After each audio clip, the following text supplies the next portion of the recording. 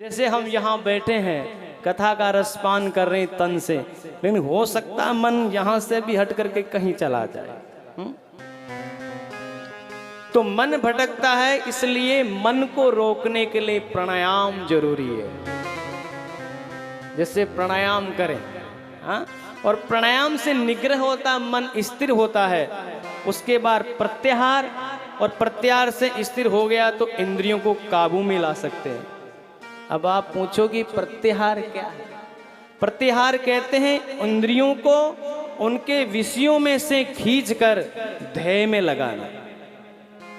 आंख से भगवान के दर्शन करना, जिह्वा से भगवान का गुणानुवाद करना, हाथ से श्री हरि की सेवा करना, पैरों से तीर्थाटन करना या गोविंद की सेवा करना। और ध्येय में मन इंद्रियों को लग जाता है। इसके बाद यम नियम आसन प्राणायाम धारणा, और धारणा के मन के बाद इंद्रियां सब लग गई ध्यान में, इसलिए 7वां सोपान ध्यान है। लेकिन जब ध्याता और ध्येय से अभिन्न हो जाता है तब ध्यान गिरता है। उस ध्यान गिरने को समाधि कहते हैं। जब ध्यान गिर जाता है और फिर एकाग्र हो गया तो उसे समाधि कहते हैं। और ये योग का सर्वोच्च शिखर है समाधि। जीव जब समाधिस्थ हो जाता है, शिव जी योगीश्वर है और कन्हैया योगेश्वर है। शिव जी को समाधि लगाने में ज्यादा समय नहीं लगता। शंकर सहज स्वरूप समारा, लागी समाधि अखंड अपारा। जैसे शिव जी बैठते हैं तुरंत समाधि लग जाती। शिव जी योगी है और कन्हैया योगीश्वर है। हे राजन, पाताल मेते से पादमूलम पटंती पाशनि प्रवदे रसातलम महातलम विश्व सदोत गुल्पोर तलातलम ते पुरुषस्य संगे। राजन 7 प्रकार के पाताल है।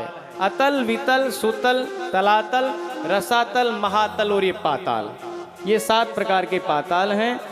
भू, भुवः, स्वः, मह, जनः, तपः और सत्ति, ये 7 स्वर्ग है। भगवान के चरण और सत्यलोक है भगवान का मस्तक। पाताल है भगवान के चरण, सत्यलोक अर्थात स्वर्ग भगवान का मस्तक है। तो भगवान 14 भवन के अंग रूप है। ये स्थूल ध्यान है। इस प्रकार हे राजन, यदि परमात्मा को ऐसा समझकर परमात्मा को अपने हृदय में देखें तो ये हो गया सूक्ष्म ध्यान। सब में परमात्मा है और सब परमात्मा में, ये ऐसा अगर जिसमें ध्यान हो जाए तो इसे कहते हैं सूक्ष्म ध्यान। इसलिए मनके में धागा है, धागे में मनके कहना बड़ा विचित्र है। तो ये दोनों संयुक्त रूप से एक है। जैसे खीर में चीनी है, खीर में दूध है, खीर में चावल है, लेकिन इसको बनाने वाले का भी अहम रोल है। तो वैसे ही समाधिस्थ की स्थिति है राजन। राजन, जीवन में भगवान के नाम का सहारा लेना चाहिए। हमारे कानों की शोभा किससे है? श्रोतम श्रुतनेव न तो कुंडलेन, दानेन पाणी न तो कंकणेन, विभाति काया खलु सज्जनानां, परोपकारे न तो चंदनेन। और तुलसीदास जी क्या कहते हैं? जिन हरि कथा सुनहि नहीं काना, जिन हरि कथा सुने नहीं काना, श्रवण रंध्र अहि भुवन समाना। ओ श्रवण रंध्र अहि भवन समाना। नई नई संत दरस नहीं देखा, ओ नय नहीं संत दरस नहीं देखा। लोचन मोर पंख करी लेखा, लोचन मोर पंख कर जैसा। जिन कानों से हमें भगवान की कथा न सुनी, श्री तुलसीदास जी महाराज ने उनको सरप का बिल बताया है। और जिन नेत्रों से भगवान के दर्शन न किए उससे मोर पंख बताया। दर्शन कैसे होते? दर्श्यते अनेन तत्वम इति अर्थे इति दर्शनम। आप गोविंद को इष्ट है। जैसे किसी का जगत जननी अंबिका है, किसी का भगवान शिव है, किसी का वीर बलि हनुमान है। आप जिनको भी दर्शन करने के लिए जाएं, जो सांवरे का दर्शन करता है, जिसका सांवरा इष्ट देव है और देवी के दर्शन कर रहा है, तो उसमें भी गोविंद के दीदार हो जाए, उसे कहते हैं दर्शन। दर्श्यते अनेन तत्वम इति दर्शनम।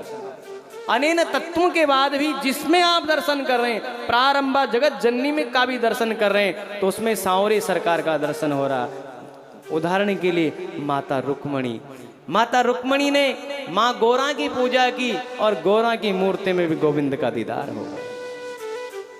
दर्शन करना भी एक तरीका है। दर्शन भगवान के श्री चरणों से प्रारंभ होता है। नीचे चरणों से दर्शन करते हुए चरण का नाभि मंडल पे पहुंचे, वक्षस्थल पे पहुंचे, हाथों पे पहुंचे, मुखमंडल पे पहुंचे और फिर उस छवि को हमारे हृदय में बैठा ले। ऐसा नहीं दर्शन करने के लिए आए आंख बंद करके खड़े हैं। भगवान का इतना सुंदर स्वरूप है, उस स्वरूप को आप हृदय में बिठाओ नयन के माध्यम से, और कहीं बाहर चले हो तो वहां आंख बंद करके उसका दीदार करो। भगवान के सामने आके आंखें बंद करने का क्या मतलब है? कोई बड़ा आदमी है और उसके सामने आंख बंद करे खड़े हो जाए, अच्छा लगेगा? मंदिर का अर्थ है मन के अंदर देखना, और ये मंदिर किसका है? राधे कृष्णा। ये भगवान राधा और कृष्ण का घर है। मंदिर मंदिर प्रतिकर जोदा, सुंदरकांड में वर्णन है। और राक्षसों के भवन को भी मंदिर की उपमा दी है। मंदिर का मतलब है घर है, तो ये किसका नाम क्या? राधे कृष्णा मंदिर।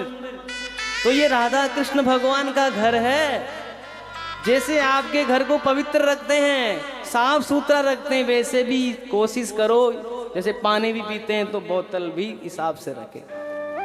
ये किसका दोष है? किसी देवालय में जाओ, ये भगवान का अपराध है, हमारा अपराध। और देव अपराध ऐसा होता है, उसका परिणाम भोगना पड़ता है।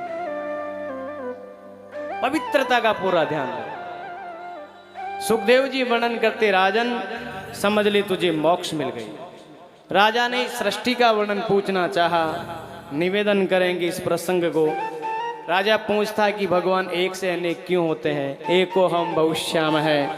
भगवान परीक्षित महाराज से सुखदेव जी कहते हैं कि भगवान की इच्छा होती कि मैं एक से अनेक हो जाऊं।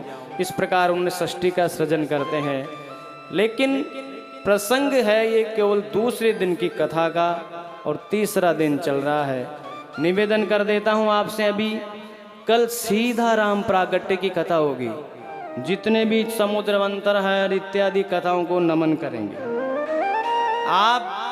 हम कथा करते आनंद के लिए भैया, धन के लिए नहीं। 1 रुपए मत चढ़ाओ, ईमानदारी से करें, व्यासपीठ पे बैठ के झूठ नहीं बोल। 1 रुपए मत चढ़ाओ। हम कथा करते हैं स्वांत सुखाय, अपने मन के आनंद के लिए। इसलिए कल कथा सीधी रामावतार की हो गई। आप शंका न करें, जितने भी जो प्रसंग है, जैसे हम नमन करते हैं वैसे आप मनन करके आगे बढ़ जाना।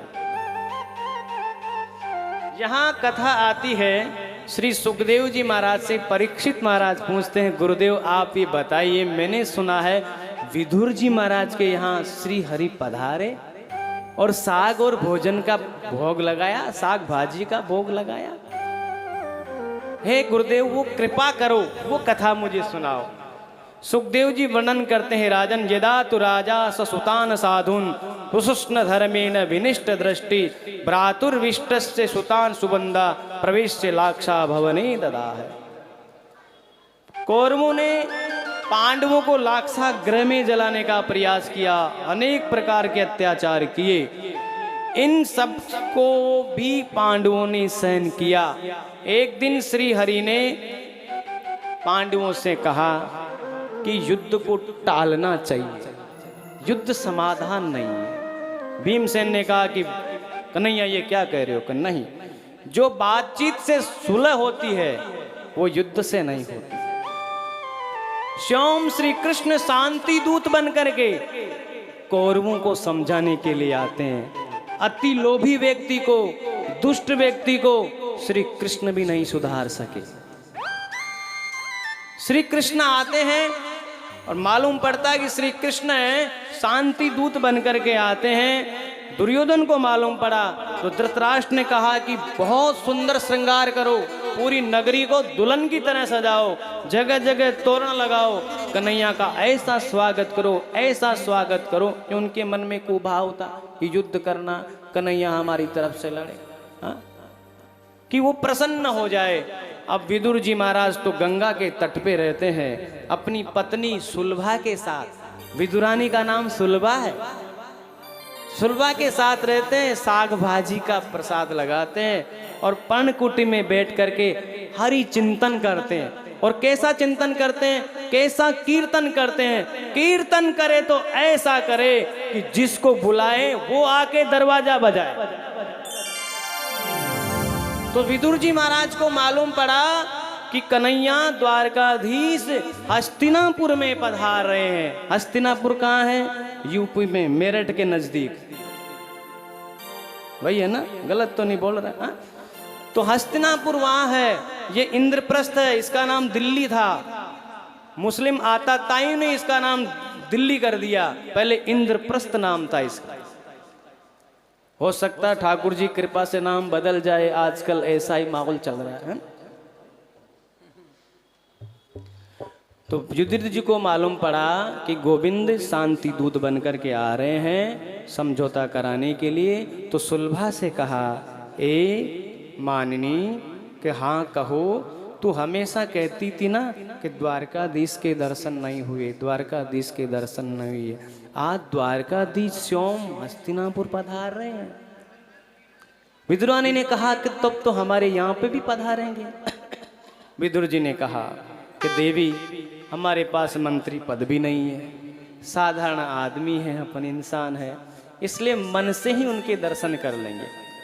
विदुरानी ने कहा कि नहीं नहीं, हमारे यहाँ गोविंद को बुलाना चाहिए आप। विदुर जी कहते हैं, देखो भक्तों के भाव। भक्त क्या कहता है? विदुर जी कहते हैं कि ऐसा है देवी, भगवान यहाँ आएंगे ना तो भगवान को कष्ट होगा। और धृतराष्ट्र के वहाँ सुंदर व्यवस्था है, हमारे नटनागर को यहाँ भाजी खानी पड़ेगी, वहाँ 56 भोग मिलेंगे नारायण को, तो वो वहीं रहे तो ही अच्छा। भगवान श्री कृष्ण रथ से सवार होकर के स्वर्णिम रथ पे सवार है। विदुर जी भी जनता में जैसे हम लोग बैठे हैं उसमें है। भगवान श्री कृष्ण ने इशारा किया कि आप व्यवस्था करें, लेकिन भावना में डूबे हुए विदुर जी उस इशारे को न समझ सके। राजसभा लगी, राजसभा में गोविंद ने कहा, किससे कहा? दुर्योधन से, कि दुर्योधन तेरे जो पांडव तेरे सगे चाचा के भाई बेटे हैं? कि हाँ। तेरे सगे चाचा के भाई लगे तेरे के? हाँ। तो आधा राज्य का उनको अधिकार है, लेकिन हे दुर्योधन, अगर आधा राज्य न देता है तो 5 गांव ही दे दे, उसी से पांडवों को मैं संतुष्ट कर दूंगा।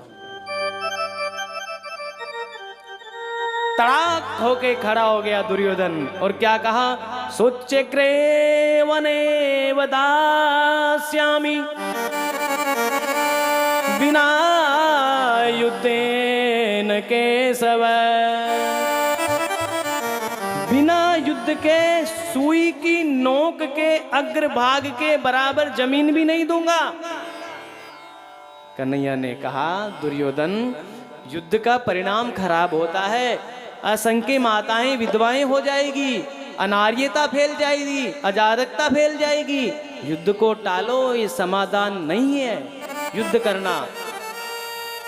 स्वयं त्रिलोकी के नाथ को, कथाओं को नमन करते हुए बढ़ रहे हैं, स्वयं त्रिलोकी के नाथ को बांधना चाहा, कैद करना चाहा।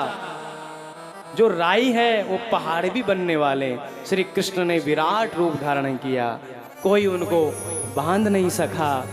यहाँ पे द्रोणाचार्य जी महाराज कहते हैं कि प्रसाद पाने का समय हो गया है, आप प्रसाद पाएं। दुर्योधन ने कहा कि मेरी माँ गांधारी ने स्वयं खड़ा रह करके 56 भोग बनाए हैं, हे नाथ आप पधारो और भोजन का भोग लगाओ। भगवान ने कहा, दुर्योधन, भोजन 2 ही स्थिति में किया जाता है। कैसी स्थिति में? या तो करवाने वाले के मन में भाव हो, या भूख भोजन देख तैयार को हो जा बेईमान, थोड़ी देर की निर्लज्जता दिन भर को आराम। इस संसार में सबसे बड़ा दुख क्या है मालूम है? सबसे बड़ा दुख है भूख। वासुदेव जरा कष्टम कष्टम निर्धन जीवनम, पुत्र शोक महाकष्टम कष्टम कष्ट करी सुधा। जब कुंती को, जब गांधारी को महाभारत के युद्ध पूरा हो गया, तो महाभारत के युद्ध पूरा होने के बाद गांधारी ने कहा कि मैं मेरे पुत्रों को अतिशय प्रेम करती हूँ, इसलिए मेरे पुत्रों के दर्शन करने हैं। धृतराष्ट्र के साथ गांधारी महाभारत के उस युद्ध संग्राम में जाती है। युद्ध संग्राम में जाती हैं तो गांधारी को क्या पसंद था मालूम है? जो बेर होता ना, छोटा बेर, वो गांधारी को बहुत पसंद था। तो भगवान ने लीला करी, बेर का पौधा उसमें उत्पन्न कर दिया और लबालब बेरों से भर दिया। गांधारी ने पट्टी बांध रखी है, पट्टी बांध रखी है, लेकिन नाग तो अपना काम कर रहे हैं। वो खुशबू से इस प्रकार विकल हुई गांधारी कि एक एक पुत्रों के शव को जमाती जमाती उस झाड़ी के पेड़ के ऊपर पहुंचना चाहती। जैसे ही एक पुत्र को जमाए, झाड़ी का फल ऊपर हो जाए, 100 पुत्रों को शव को जमा दिया, लेकिन वो बेर हाथ नहीं आया। तब भगवान श्री कृष्ण ने कहा, माता जी आप तो कह रहे थे कि मेरे पुत्र सबसे प्यारे हैं, आप देखो कहाँ खड़े हैं। गांधारी ने देखा तो अपने 100 पुत्रों के शव पे खड़ी है। उस समय गांधारी ने, महाभारत के अनुशासन पर्व में वर्णन है, कहा वासुदेव जरा कष्टम, हे वासुदेव बूढ़ापा कष्ट है, बुढ़ापे में व्यक्ति बहुत तकलीफ पाता है। वासुदेव जरा कष्टम कष्टम निर्धन जीवनम, उससे बड़ा कष्ट है निर्धनता का जीवन। पुत्र शोक महाकष्टम, और किसी का जवान पुत्र मर जाए वो महाकष्ट है। लेकिन इनसे भी बड़ा क्या? कष्टात् कष्ट करी क्षुधा। लेकिन इन सबसे बड़ा कष्ट भूख है। अब कोई कहे कि महाराज ऐसे कैसे कह रहे हो? 1956 2056 का जो अकाल पड़ा था, उस समय लोगों ने क्या किया था? छोटे छोटे कीड़े मकोड़ों को भी गाय के भूसे में मिला करके खिलाते थे। और एक घटना ऐसी भी है, पूजनीय दादाजी कहा करते थे कि उस अकाल के समय हम निकल रहे थे, गांव से बाहर जो लोग कोल भील थे, उनका कोई पुत्र समाप्त हो गया था, उस पुत्र को भी भूख के मारे भून करके वो खा रहे थे। ये सत्य घटना। भूख वो होती है। भगवान ने हमें ऐसी व्यवस्था नहीं दी, ऐसी कृपा नहीं करी कि हमें ऐसे भूखा रहना पड़े। भगवान ने सब कुछ दिया हमें। बुभुक्षितम किम न करोति पापम, भूखा व्यक्ति क्या पाप नहीं करता। तो यहां महाराज ने कहा, भगवान श्री कृष्ण ने कहा कि दुर्योधन, न तो तेरे हृदय में भाव है भोजन कराने का, और न मुझे इतनी भूख लग रही है। द्रोणाचार्य जी ने, महाराज ने कहा कि दुर्योधन के यहाँ नहीं, तो आप चलो हम इस ब्राह्मण की कुटिया को पवित्र करो। लेकिन हमारे नटनागर ने कहा कि मुझे कहीं नहीं, मुझे भोजन करना है तो गंगा के किनारे मेरा भगत पुकार रहा। और यहाँ विदुर जी महाराज बैठे हैं वक्ता बन के, श्रोता माँ सुलभा बनी हुई है, सत्संग चल रहा है। और सत्संग इतना दिव्य चल रहा था, भगवान कृष्ण बाहर आकर के दरवाजा खटखटाते हैं, लेकिन सत्संगी सत्संग में डूबे हुए। भक्तमाल में वर्णन है, नात ही विधुर नारी अंगन पकारी करी, नात ही विधुर नारी अंगन ने पकारी करी, आई गए द्वार कृष्ण बोली के सुनायो है, सुनायो है। सुनती सुवर स्तुति डारी निंदरी, मानो राख्यो मध भरी दोरी, आनी के चितायो है, आनी पे चितायो है, आनी के बचायो है। डारी दियो पीठ पट कटी लपटाई लियो, डारी दियो पीठ पट कटी लपटाई लियो, यो सकुचाए वैसे बेग ही बनायो है। बेटी डीक आई केरी चिली चिली का खुआए आयो पीठ की जो दुख कोटि गुण गायो है। कोटि गुण गायो है। विदुरानी स्नान कर रही थी, स्नान करते ही मालूम पड़ा गोविंद पधारे हैं, तो इतनी अधीर हो गई जैसे स्नान कर रही थी वो बाहर दौड़ पड़ी। गोविंद ने देखा कि ये भाव में डूब गई है। स्वयं श्री कृष्ण ने अपना दुपट्टा विदुरानी पे पधराया है और विदुरानी ने गोविंद को बैठाया है और भाव में ऐसे डूबी। कैसी डूबी? जो खाने के जो पदार्थ थे उनको तो गिरा दिया और गोविंद को छिलके खिलाने लगी। इसलिए कहा गया सबसे ऊंची प्रेम सगाई। हाँ, केले के छिलके कितने खाए मालूम है? 55 छिलके गोविंद ने प्रेम के वशीभूत होकर के पाए हैं। विदुर जी को मालूम पड़ा कि ये क्या कर रही है। प्रेमी को बिचारी आपू लगे फल सार दिन चैन पायो हियो नारी बड़ी दुखदाई है। चैन पियो नारी बड़ी दुख पाई है। प्रेम को बिचारी आपू लगे फल सार दिन चैन पायो हियो नारी बड़ी दुखदाई है। चैन पायो हियो नारी बड़ी दुखदाई है। बोले ऋषि श्याम तुम कौन बड़ोगा, बोले ऋषि श्याम तुम किनो बड़ोगा, ऐसे स्वाद अभिराम वैसी वस्तु न पाई है। दिया सब कुछ आई करी काटी डारे हाथ प्राण पारे को खवाए छिली छिली का न भाई। दिल का न भाई है, दिल का न भाई है। हित की बातें दऊं पार पावे नहीं कहूं, हित की बातें दऊं पार पावे नहीं। निक के लड़ाई सोई चाहे ये गाई है। प्रेम को बिचारी आपू लगे फल सार दे चैन पायो ही ये नारी बड़ी दुखदाई है। चैन की यो नारी नए नारी दुखदाई है। विदुर जी ने कहा नाथ ये नारी बड़ी दुख दे दी आपने मेरी नारी ने। जो फल पवाने थे वो तो गिरा दिए और जो पवाना था वो गिरा दिया और जो गिराना था वो पवा दिया। विदुर जी ने केले को छिला और भगवान के मुख में देने लगे। भगवान ने कहा कहे प्रभु जी सुनो विदुर जी, कहे प्रभु जी सुनो विदुर जी, वो स्वाद नहीं आवना आज हरि आए विदुर घर पावना। आज हरि आए विदुर घर पावना। विदुर घर पावना संतों के घर पावना। विदुर घर पावना संतों के घर पावना। आज हरि आए जय जय विदुर घर पावना। आज हरि आए विदुर घर पावना।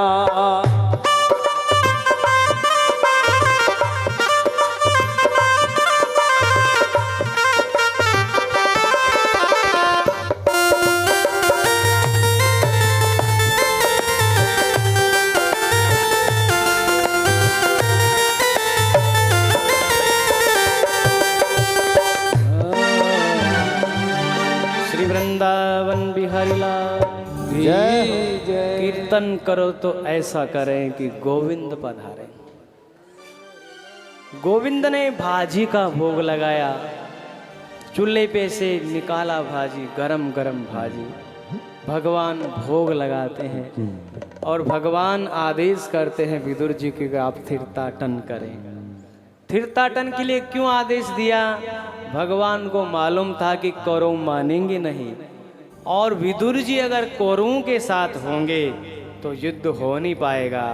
जिस प्रकार विभीषण के रहते हुए रावण से युद्ध नहीं हो सकता था, तो भगवान ने विभीषण को संकेत किया था कि आप इन राक्षसों का साथ छोड़ दो। उसी प्रकार यहाँ पे विदुर जी को भी भगवान यही समझाना चाहते हैं कि अब आप कौरवों का साथ छोड़ दो। किस प्रकार? अस कहीं चला विभीषण जब ही आयुहीन भये सब तबही। जैसे विभीषण जी गए, राक्षसों को लगा कि हमारी आयु समाप्त हो गई। विदुर जी महाराज तीर्थाटन जाते हैं तो तीर्थ में क्या लेके जाते हैं? कौरवों ने जो पुण्य किया था उसी पुण्य को लेकर के विदुर जी महाराज चले जाते हैं। और किसी के साथ गुरुजन जुड़ जाए, संत जुड़ जाए, तो वहाँ काल भी कुछ नहीं कर सकता।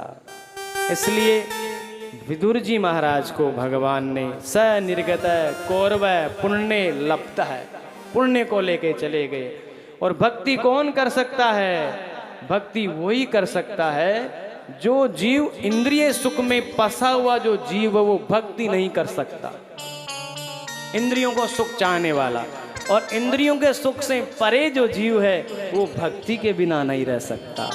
और जो भक्ति करता है वो भक्त बनता है और भक्त बनने के बाद स्वयं भगवान से मिलता है। इस प्रकार इस कथा को आप और हम सब यही विराम देंगे। आगे उद्धव जी महाराज का मिलाप होता है और उद्धव जी महाराज किनसे मिलाप हुआ? विदुर जी से तीर्थाटन करने के लिए गए। उनको कहते हैं कि आप मैत्री मुनि से मिलना। इन सब कथाओं को नमन करेंगे। आज जितनी भी कथाएं हैं सबको नमन है। कल ठीक बैठते ही राम कथा में हम प्रवेश करेंगे। जितनी भी कथा है उन सबको नमन है। समय हमारे हाथ में इतना की दिया हुआ है, हाथ का मतलब इतना कि समय नियोजित है कि 7 बजे आरती करनी ही करनी है बिहार जी के साथ। इसलिए कल सीधे बैठते राम प्रागट्य है, राम कथा है और राम कथा के बाद कृष्णावतार अर्थात श्री कृष्ण का प्रागट्य होगा। वरावतार, मत्स्यावतार, ब्रह्मावतार, नरसिंहावतार, हाँ जितने भी अवतार है, पृथु अवतार, इन सभी अवतारों को हम आज अभी नमन कर लेते हैं। और सीधे, क्योंकि अभी हम लोग कौन से स्कंद में चल रहे हैं? अभी हमारी जो कथा का जो कार्य है ये सीधा सा सीधा दूसरे स्कंद में, तीसरे स्कंद में हम चल रहे हैं। इसमें कपिल मुनि की कथा भी आएगी। तो ये सब कथाओं को हम थोड़ा सा कपिल मुनि के ऊपर अपन प्रकाश डाल लेते हैं। कपिल मुनि की ऐसी कथा है, कपिल मुनि उद्रेता ब्रह्मचारी हैं। उद्रेता ब्रह्मचारी हैं, एक कर्दम ऋषि के संतान है। 9 कन्याएं यहाँ हो जाती है और कर्दम ऋषि भगवान से इजाज़त लेकर के पधार जाते हैं। और माता देवहूति कर्दम ऋषि से प्रश्न करती है कि भगवान इस संसार में किस प्रकार जिया जाए, भगवत प्राप्ति करने का कैसा साधन है।